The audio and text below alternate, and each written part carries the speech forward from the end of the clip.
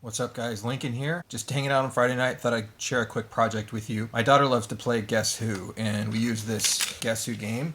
And for the longest time, I've noticed that there's been a couple of these doors missing. There's a red one and a blue one missing. And today, when I was playing with her, I thought, you know what? We have a 3D printer. Let's see if we can figure out something to print to replace them. So I'm not super good with CAD, so the first thing I normally do when I try to figure out something to print, or I'm looking for something to print, is go to Thingiverse, because that's the website where people share prints. And let's see if we can get lucky and just go ahead and search for Guess Who and see what comes up. Looks like there's actually some doors here that look pretty much the same as the ones that we need to print. Let's see if we can download these. So typically I kind of look through the summary and see if there's any special instructions or anything here that I need to be aware of in order to print them properly. It looks like print them at high resolution for best results, blah, blah, blah. No support required. All good. Just go to the thing files here. So here we go. The Guess Who replacement cover. Looks like it was scaled to 99%. Probably because if you scale it to 100%, maybe it won't fit inside the game. Let's download it and see what we got. Now that that is downloaded, we can go to Cura. And we'll open it in Cura, which is a slicer.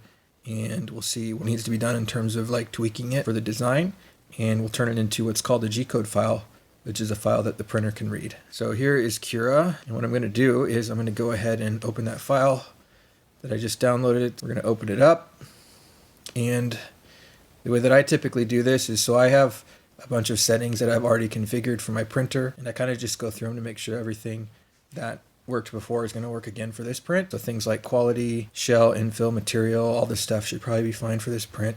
Looks pretty simple. We're going to make sure there's no support. Build plate adhesion. We're just going to do a quick skirt.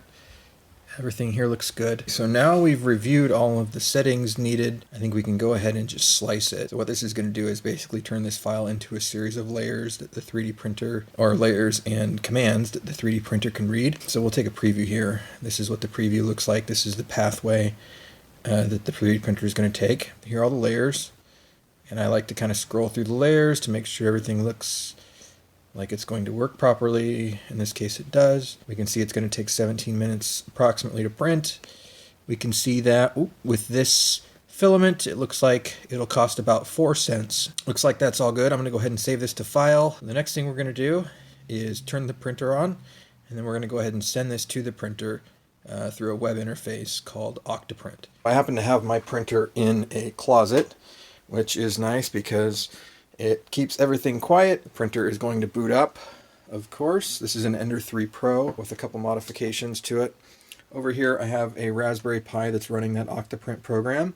Essentially it is communicating with the printer, and then there's this Pi Cam, which is a camera that is pointed to the print itself with a light, one of these IKEA lights. Now that this thing is running, we're going to go ahead and send it to the printer once this thing connects to the internet, which should be any second now. Right now there is translucent red filament in there, and it's super cheap PLA, so I'm just going to go ahead and leave that, and we'll do the first print in PLA. Before we actually send the print over, I'm going to do a quick wipe down with a cloth here, just to make sure the print surface is clean. That should be ready to go. Let's send it to the printer, and we'll get going. So back at the computer here, in order to access the printer web interface, I'm going to open up a new window. Because it's a web interface, obviously it's accessed through a browser. I have some customizations done. This is, obviously it says Lincoln's printer. I have things like, I can see the webcam, and we can see the webcam stream. I can double click to see the full screen there. So anyways, what we're going to do is go down here and hit upload, and then we're going to upload from the desktop that Guess Who cover. Hit open. This will upload here. Once it's saved, we're going to go ahead and load and print that. So what it's now doing is obviously it's sending this file over to the Raspberry Pi that's running this Octoprint program. I can monitor things like the temperature. So this here shows that the bed temperature is going to go up to 50 degrees Celsius. Once the bed reaches 50 degrees Celsius, then the print head is going to go up to 210 degrees Celsius. And then once both of those things are warmed up, the print will get started. Usually it takes like 2 or 3 minutes. So it's been heating up for a few minutes here. You can see that the blue line is the bed, and that's heated up already to 50. Once that was heated, the red line, this is the target temperature, went up to 210. And then this is a line of the actual print head. As soon as it hits 210 degrees, it's going to start immediately. I'll show you what that looks like. Okay, so it just hit 210 degrees, and the printer just starts on its own. It's going to go down, and what it's going to do is it's going to zero itself out, so it's going down to the 0 position.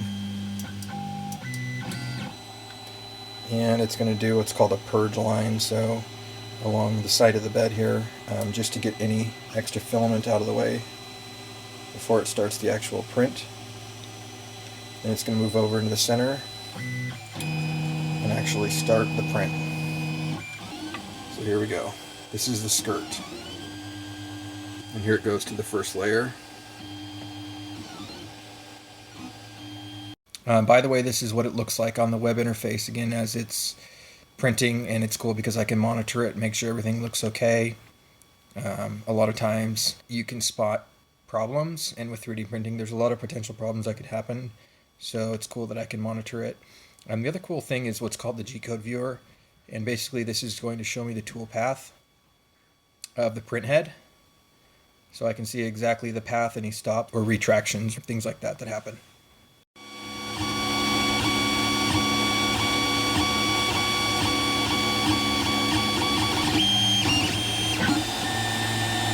Okay, first layer looks good. At this point I usually just let it go, because after the first layer, if the first layer lays down good and it looks nice, then that usually means the rest of the print is going to go well. So we'll just let it roll and see how it turns out. Okay, the print is done. It's about 15 minutes later, and I received an email from Octoprint telling me that it's all done. Here's what it looks like right off, or on the bed, when it's done printing. So let's get it off and see if it fits. We'll separate it from the bed. And there you go. So that's the door, fresh off the print bed. Not sure how well you can see it. Okay, so let's see if it fits. Again, I'll see if I can show you this really quick. This is the door that I just 3D printed. Those marks that you can see on there are actually the bed is so smooth that you can see any sort of mark on the bed. So anyways, let's see if it fits. This is where it should go. And it looks like it snaps into place. Goes up and down like it should.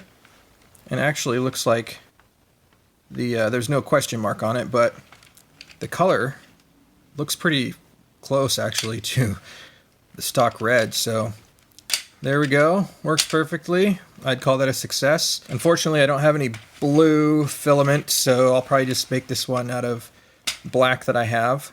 But always a good day when you can have a success with 3D printing. Things don't always go as planned. But yeah, so that's that. Thanks for watching. This is Lincoln. Take care.